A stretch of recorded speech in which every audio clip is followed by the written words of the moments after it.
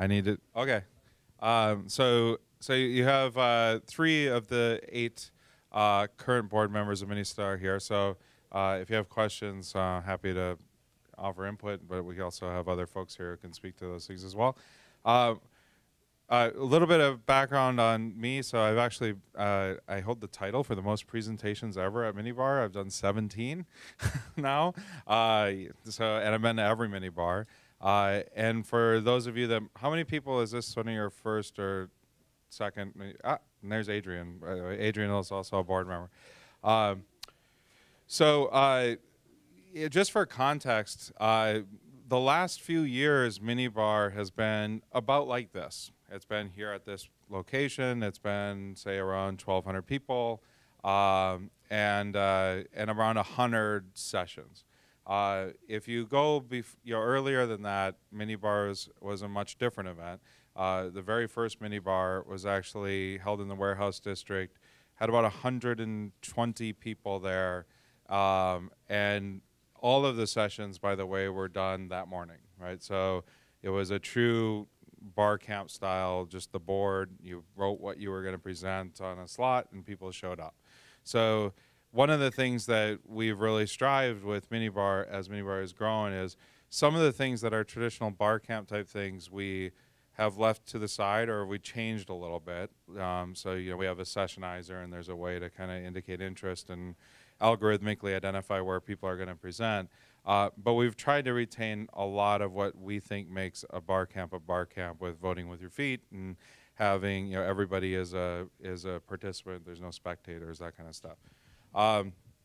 But this is the 10th Minnebar, and we've had an amazing run with Minnebar, and we expect to continue to have these for a long time. One of the reasons why I personally commit time to the organization is that I want to be 20 years from now coming to Minnebar as an attendee and still enjoying these events. So the viability, longevity of the organization is really one of the things that, as a board, that we're focused on. And Justin also just joined. He's also a board member, so you now have 5. We could actually call quorum and have a meeting right now and talk about Casey. So first of all, I want to thank everybody, right? So this event is our 10th Minnebar. We've had 19 mini demos. So if you really think of Minnestar as an organization, and just to clarify, Minnestar is a 501c3 nonprofit that is the corporation that puts on all of these events. We've had, including today, and these are estimated numbers, but at least 13,000 attendees at the various events that we have hosted. Our volunteers make the organization work. So nobody in Minnebar, there are no paid employees of Minnestar. All of the activity that makes Minnestar happen is all volunteer activity. We do have a lot of sponsors. That's something I'm going to talk about a bit today, is how our sponsorship model has evolved. And we also have a very active set of community supporters. So thanks to all of these stakeholders, we actually are here today having this type of an event. So this is actually the current board in alphabetical order. So as you see, 5 of us are here.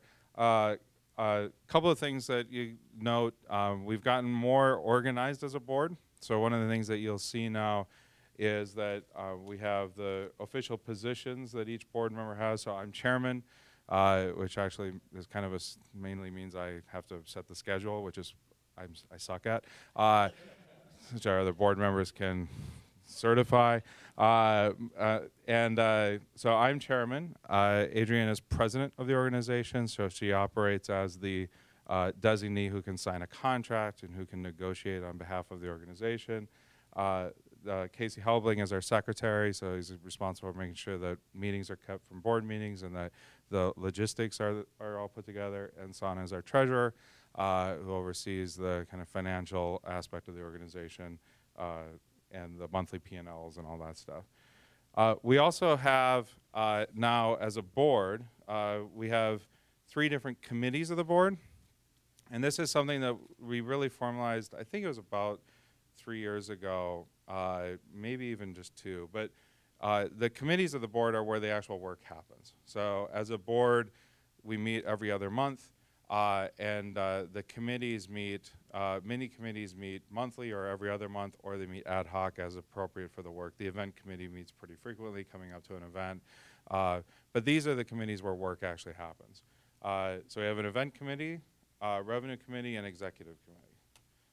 So here's what those groups are responsible for. And just as background, right, this is all so that all kind of how we make sure that as an organization with no paid employees, how do these things actually happen?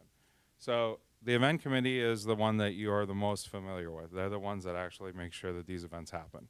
They figure out what events should happen, when they should happen, where they should happen, how the presenters work, and that goes all the way from our big annual event like Minnebar to events like Minnedemo, or even like Mini Hour, which is our happy hour event that we do for community supporters. So that all flows through the event committee. They also deal with volunteers, because mostly volunteers are about putting our events on. So the volunteers flow through the event committee as well. So this is a very, very active committee on the board. I would say that, you know, the folks that are on this committee are definitely doing a second job for wonderful pay. But it's a very active committee that makes sure that events happen. So to do events, we need to make money. Or we actually don't make money, we're a nonprofit, but we need dollars to make the events happening. So we have another committee of the board, which is our revenue committee. And by the way, each one of these committees has a chair. So Justin's actually chair of the revenue committee. Adrian, you're chair of the event committee, right? And so the revenue committee manages all of the inflows into the organization. Mostly that's two things: it's sponsorships and it's community supporters. So this team does both of those activities. So, and I'll share with you a little bit some of the great work that we've had happen this year in this area that's been great for the organization. And last is the executive committee. Okay, well now we can't talk about Casey anymore. Yeah, so we're going to call a board meeting and talk to you, but so Casey Helbing's here, and Luke's also here. Luke is a prior board member and obviously one of the founders of Minnebar. So the executive committee, I'm the chair of the executive committee, and that's because the board chair is always the chair of the executive committee. And the executive committee is actually a fairly formal committee. We have to keep minutes of all of our meetings, and this is where we decide, not where we decide, but where we recommend new board members, we approve our budget, we review our bylaws, any of those kind of aspects of Minnestar as an organization. And you can see, if you note, the board composition slide actually showed like what committees everybody's on and who are the chairs of each committee. So that's a little bit about how we're structured. You'll note that on some of these slides I had links to the wiki. One of the things that as an organization we are always striving for is a high level of transparency. So if you go to those links and you look, you'll see for example, all of our board meeting minutes are available on the wiki, so you can read what was discussed and any decisions that were made. We make executive committee meetings open and available, and that's just something as an organization that's this focus on transparency. Where that comes from for us is the ethos of kind of open source software, saying like open source software has this idea, of course you can see the source code and thus you can trust it. You can see everything that we do. We're an organization that is for you, the community, and really by you, the community, and so you should be able to see what we're doing and having discussions around. So a couple of developments that I wanted to share with you that are pretty new in the development of Minnestar. The first is that this year, for the first year ever, the revenue committee, and actually I think that in part this is because we actually got these committees together so people have clear ownership and they said like, okay, what am I going to do with this?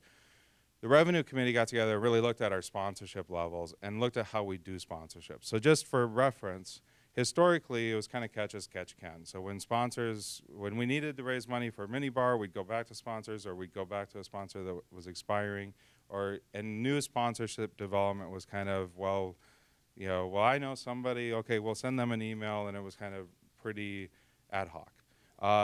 starting in this year, we moved to an annual sponsorship cycle. So as many nonprofits do, we now really are saying, okay, there's a given point in the year where we raise money. That is mostly coincides with Q4, just like every other nonprofit. So the time of giving. So in that Q4 period, we raise our annual sponsorships, and those annual sponsorships will then run for the calendar year of 2015. And this was a transition year for us because we had some sponsors that were on different cycles, but it's allowing us to really manage our sponsorship cycle with a lot more simplicity, because before, again, remember, no paid personnel, so not a lot of kind of systematic stuff to manage this, and you got sponsors that are all expiring at random times throughout the year, hard to manage. So this allows us to manage it much, much easier. The Revenue Committee also came up with a whole new line of sponsorship opportunities. And what we really recognized as an organization was that different people sponsor for different reasons. So most of our Terabyte sponsors, for example, if you just look at the names, and our organization is a Terabyte sponsor, they mostly want to hire people. And so organizations that want to hire people are typically doing a cost-benefit analysis looking at recruiting fees. And for any of you that have ever worked with a recruiter, you know they're not exactly cheap. So the cost-benefit analysis of somebody who's offsetting recruiter fees is very different than somebody who's, for example, trying to sign on new customers as an internet service provider, right? The lifetime value of a customer for an ISP is whatever it is, and you gotta like weigh it against that. So we really changed the sponsorship models, and the Revenue Committee came up with a great set of those and used the geekish terminology of terabyte, gigabyte, megabyte, kilobyte. And that really went over well. One of the things I will share with you, and I'm not gonna ever say that raising funds for a nonprofit is easy, but given the strong brand and the strong reputation that Minnebar and Minnedemo have in the community, I was floored by how much support there was in the community to support this effort. And we should never take that for granted, because it'll never just be a, dial it in and it all just shows up. But we quickly were able to raise greater than $150,000 to run our events for 2015, which is really fabulous and heartwarming to see that support from the organizations in the community. So when you raise that money, what do you do with it? Well, actually, here by the way are the sponsorship levels. So if you're curious, kind of what sponsors buy or what they get in return for supporting the organization, they get these kind of benefits, which includes being able to communicate at our events, being recognized on our website, being recognized in signage. One of the things that we did that was very new, and it's something we had never done before, is actually for the very first time ever, we're allowing our highest tier sponsors to send one message out to our community and also leverage social media a little bit for that. So those are some new things that we're trying to give sponsors the value that they're looking for. These are the community supporters that we have. This list is updated daily on our wiki. We also did a pretty simple thing, but it had a really big impact in that for the first time ever, we started sending you all emails when your supporter membership was going to expire. Turns out many people really would like to continue to support us, but they have no idea when that expires. So by simply sending the emails, we are able to get a really nice conversion, if you will, on folks that are expiring that then want to renew. The other thing is, by putting it in tiers, we do recognize those that have contributed more and less. And the $100 benefit level is technically the level where you get tickets to events, although I think, practically speaking, all community supporters end up getting it. But this is something that we started, I don't know, 5-6 years ago. And I remember when we started, our goal was to be able to have community supporters represent as much as one sponsor, and if we could get 100 people, that would be fabulous. And I think we're well over 100 people, and actually community supporters represent a good-sized chunk of what makes Minnestar run. So what do you do with all that money? So first of all, it's not all that money. When we break it down on how much these events cost, $150,000 is kind of what you need to make Minnestar events happen each year. But we are working towards, and this is really, really new, it's stuff that we're still ratifying as a board. But when we think about our budget and moving to this annual cycle, what we think about is an 85-10-5 split. So what that means is that 85% of the money that we raise goes directly to the programs that we run. So 85% of it is getting this event to happen, getting 3 mini demo events to happen. That's straight into those programs. 10% is money that we'll spend to get more money. So it's fundraising money.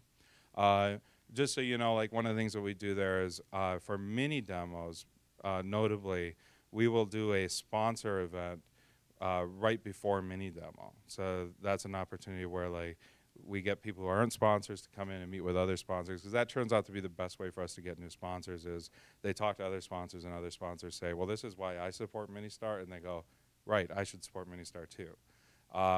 So we do those events, and then 5% goes to administrative functions in the organization. Essentially, we have to prepare taxes. Well, taxes we get donated to us, but we have to pay for accounting services, you know, QuickBooks Online, that kind of stuff. So that's kind of how we look at our budget. We are, it's really high. Yeah, yeah. The junkets are the board meetings, and that's it.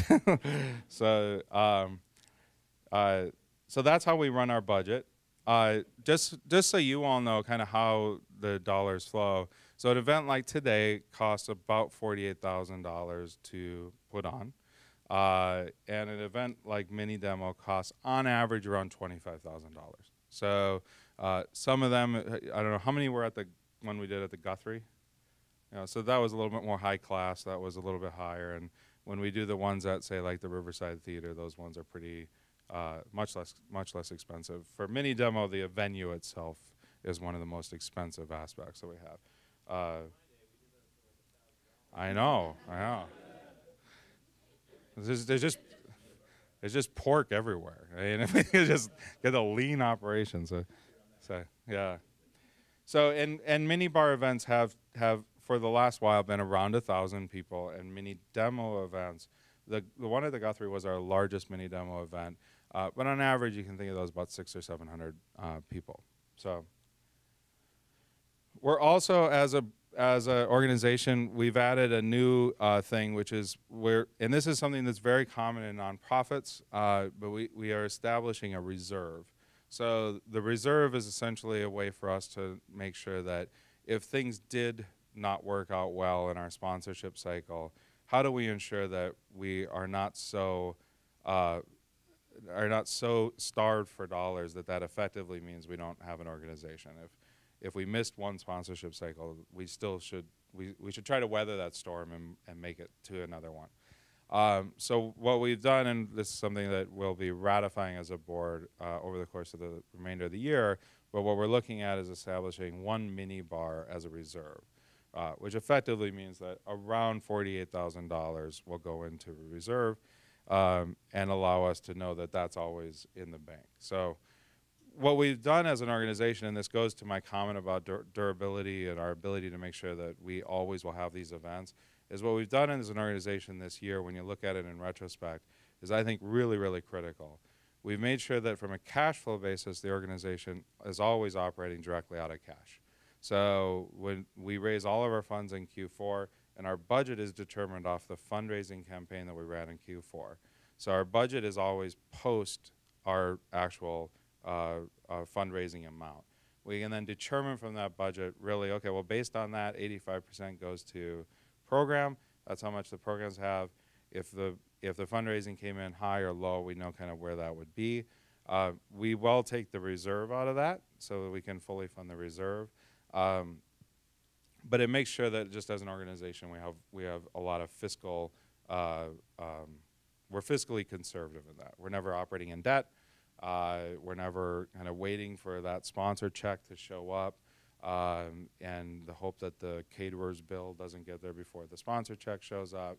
yeah, that whole, which by the way was not always, that was all, Luke can tell you that was a challenge at times. So anyway, I believe this has been a really critical transformation year for Minnestar to get to that point.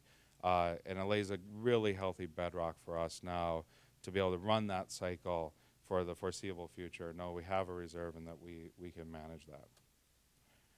So I only have a little bit more in kind of prepared comments, and then I'll open it up for group conversation. But we do need more people involved.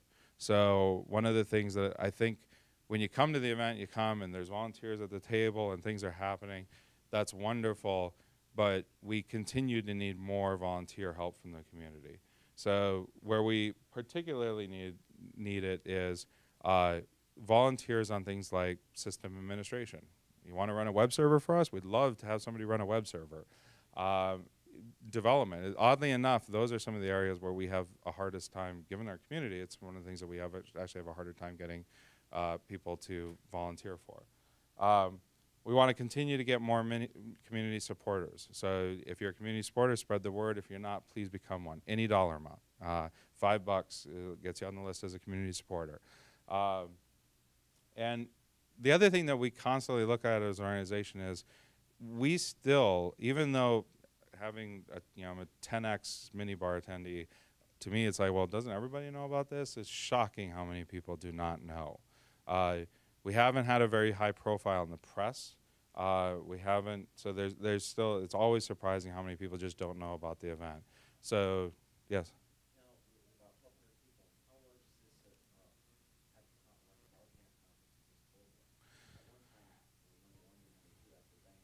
Yeah.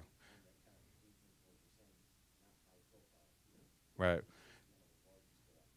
It is one of the largest around that we know of. The part that I always think about, and we have a hard time knowing as an organization, yeah, our tickets sell out quickly. Sell out, they're free, but they sell out quickly. They go quickly. But we always have if you were in the morning session, how many people is at their first Minnebar? It's actually a surprise. I think it's a surprising number of people that raise their hand. And many times we hear that people just hear for word of mouth, and why is this their first Minnebar? They didn't know it existed before.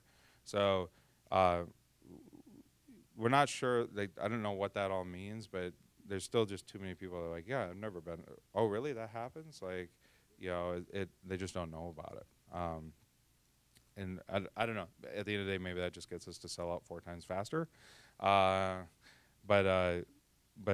maybe we could seek a venue that's even bigger. I'm not sure. So, but yeah.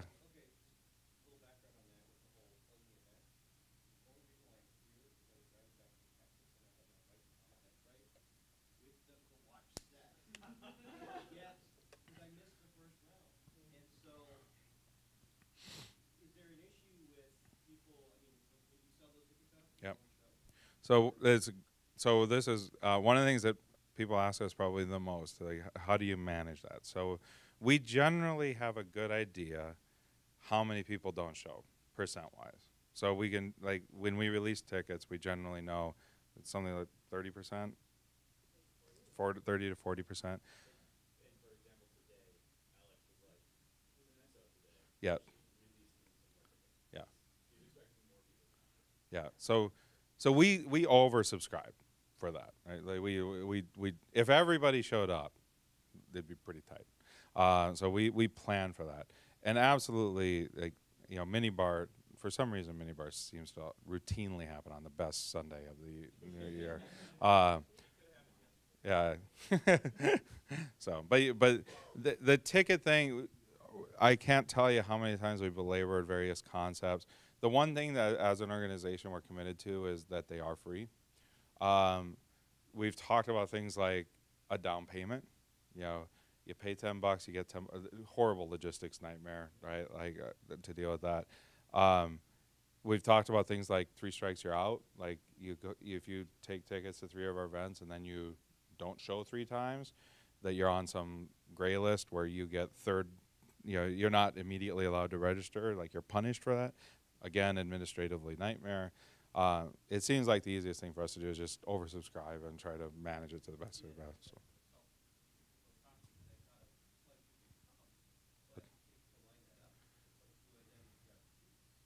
Right, right,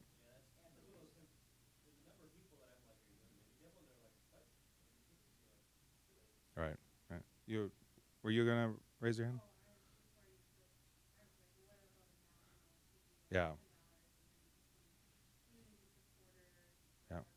That is the, by the way, the easiest the easiest answer we give to people who say like, well, I'd really like to come but I can't go, is become a community supporter. You know, technically right now we let any community supporter can register um, at any time, and like we have people who become a community supporter like this morning, and then they can come. You know, it's you'd argue that what happens when there's more community supporters than can come to the event. If we had 1,200 community supporters and they all wanted to come, then it's essentially a private event. I don't. We'll deal with that when it happens. So, yeah, yeah.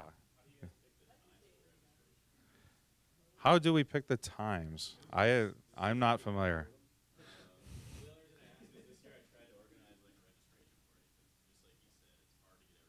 A registration party.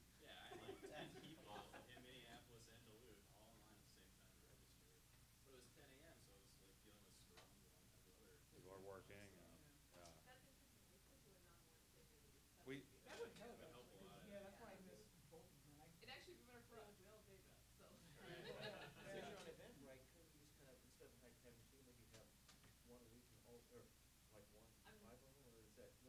we usually do three phases.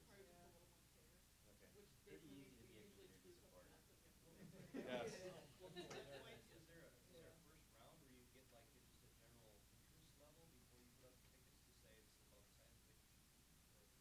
The, honestly, the venue size is more managed by venue availability. So when you factor in budget, date, you know, typically, I mean, I mean, feel, you guys feel free to correct me, but if we if we felt like we could get a 3,000 person venue, that would change how we would do tickets.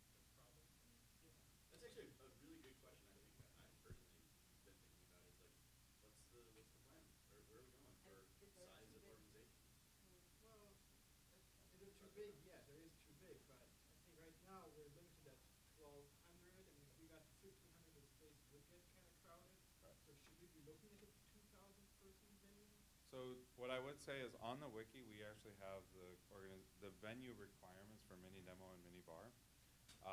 We've shared those, and that's one thing that it's.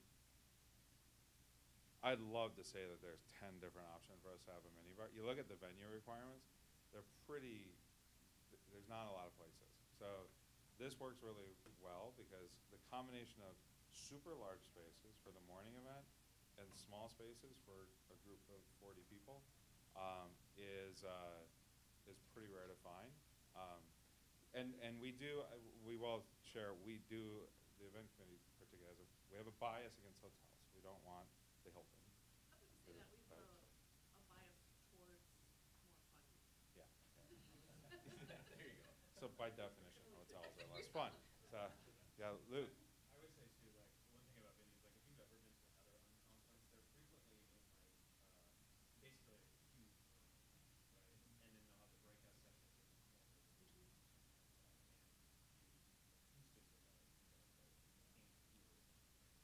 Well, and we mini bar 3 in that warehouse, which was one of the cooler ones, was kind of like that. There were no full walls, and acoustics were crazy.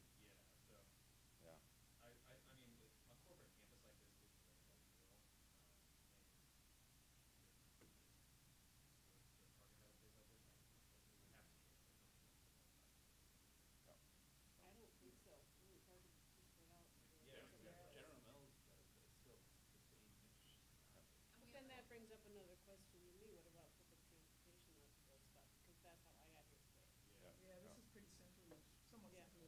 Yeah.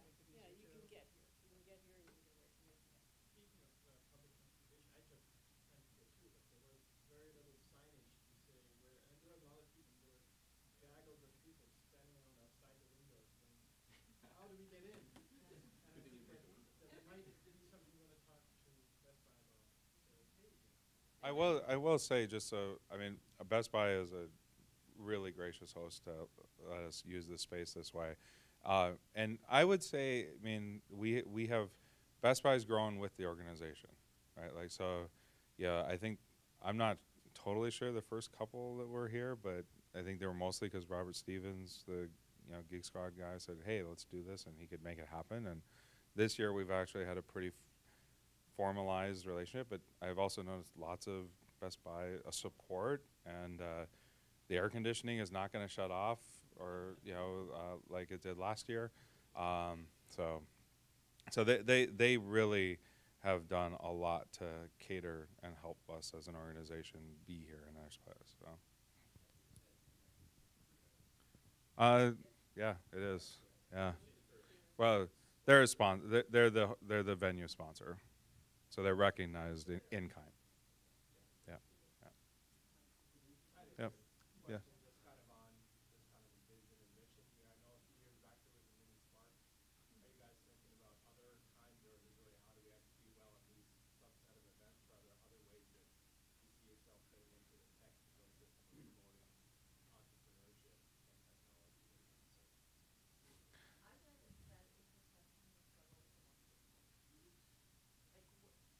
and technology?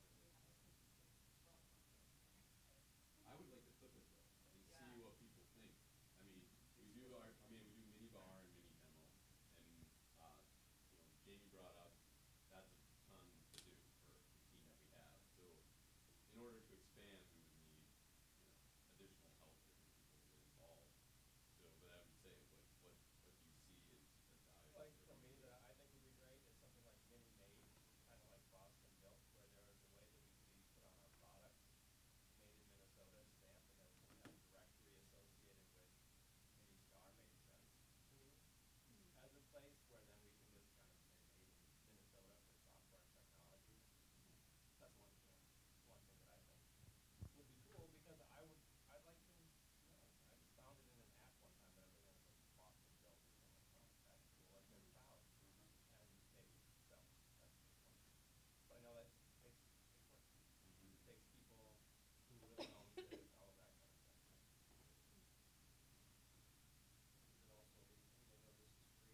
even though this is free, the demo is free, you can speed that up a little bit and try We've talked about paid events, and we sponsored paid events, but that one seems like one that we're pretty focused on a mission of open and transparent and accessible, if you will. So, yeah,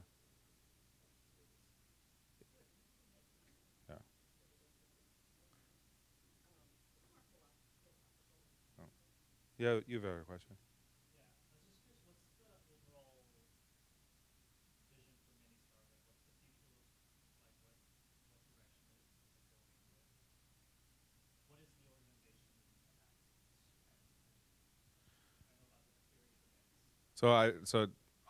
I'll give you an answer on that, and then if others want to add into that, and as the first question about mini Spark and like startup stuff, that's also something that's a related item to that.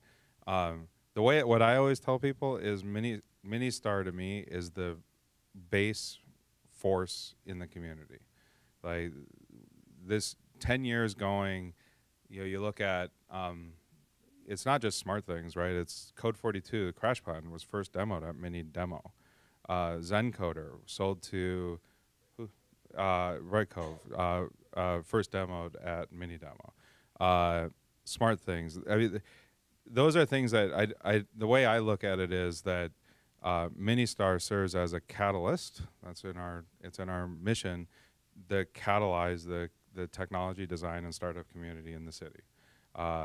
And that's one of the things that I think we focus on is the output of that turns into, all these other things happening that are above that, but are being fed by that catalyzation, to make up a word. So, but as a board member, is like I put my effort in this because I see it as the thing that's driving kind of all that. You know, you know, would Cocoa be as far along if 10 years ago there wasn't a minibar? You know, would we have a community that has Ruby MN as strong as it is if we didn't have a minibar? I don't know. I don't know. But that's the way I look at it. I want to give other board members the opportunity because that's a pretty big question. And your question of like where the future is, minimally the future is we keep doing what we're doing. We keep doing a minibar every year. We keep doing 3 mini demos a year. If we have an ability to branch out and expand on that, we'll explore those. So.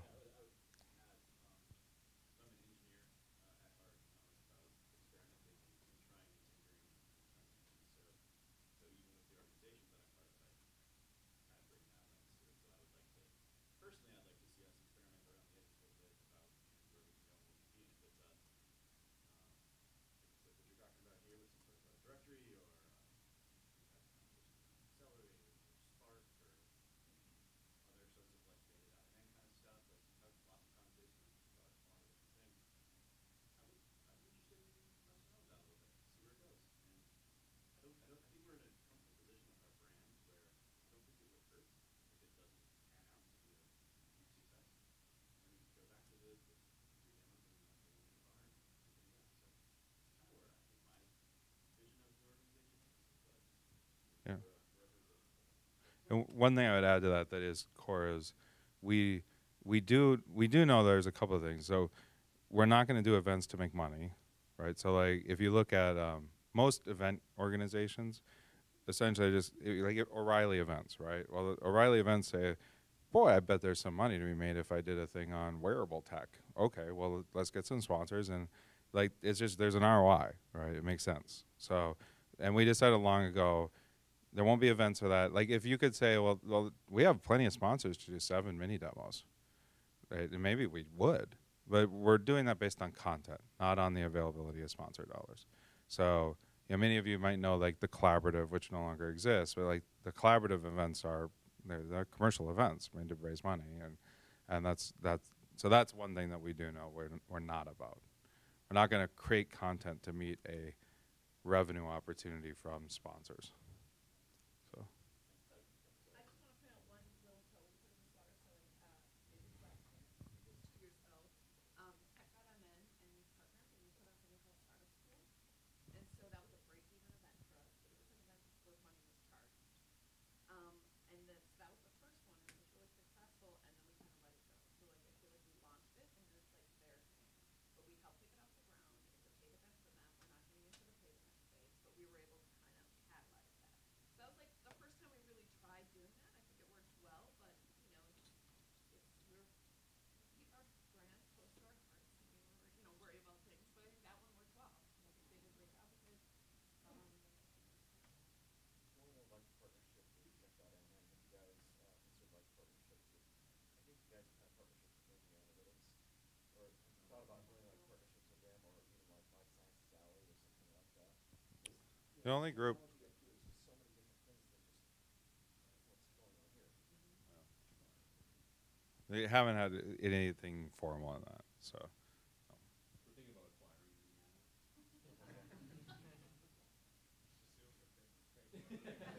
Go after them.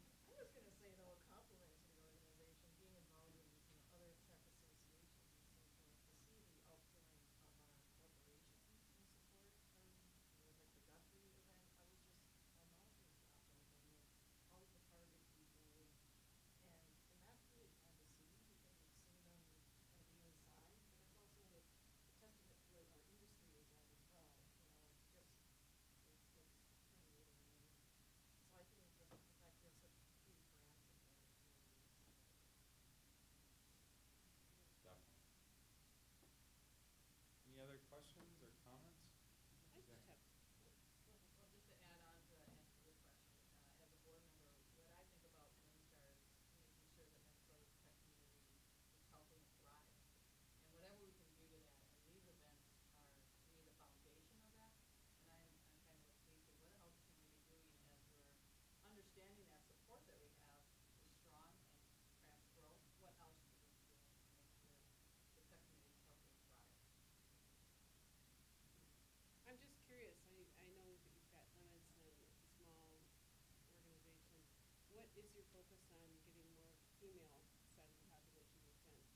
great for bathroom space, honestly, but. You know, there have been a very large number of tweets about that. about lines at bathrooms. Yeah, no lines. The last couple of ones I've been to, it's been one tweet, so. So there's a couple of things that we have done. So first of all, we do have a code of conduct to make sure that everybody feels welcome and open at our events. There's also a speaker code of conduct to make sure that our events are open and welcoming. And this year, for the very first time, we coordinated with the childcare, New Horizons, which is not just a female thing, but it allows parents that have a child to be able to come and do that. It's something that we have talked about, and we have. I think Alex is a board member at Girls on Tech or Girls. Yeah.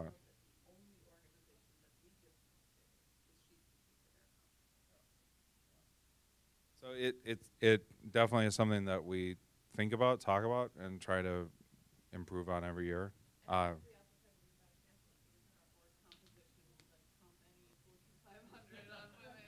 Right. I was here at one of these several years ago, and for whatever reason, haven't heard anything back since. I was kind of sweating the ticket thing because I was in the second round too. I was like, oh my god. Well, that's another thing that we don't, I think it's technically illegal, but we do this, like, if a woman ever wants a ticket, we give her a ticket, but I don't think you can legally say that, so. Yeah. I do have to say that the amount of women here at this particular one versus the one that I was at several years ago has improved greatly. So kudos to that. I mean, I will. There's not enough women in technology. No, you're right. There is. So the pool is at, Yeah. So tell your friends, right? Women in technology. kids going to school. And we have I think the only other like Sana's point is really valid, and the other thing that we do think about is is our communications channel are we equal in that, like right now we're really Twitter heavy.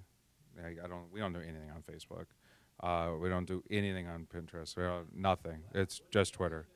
So but our email list and Twitter is the fastest channel to reach us on. So we have thought about does that bias our message in any way, based on who's on Twitter? I don't know. There's So a higher percentage of women on Pinterest, but I don't. yeah, no, yeah, yeah. So, any other questions? Yeah.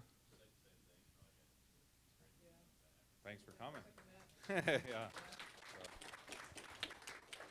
All right. Well, on that, have a good rest of.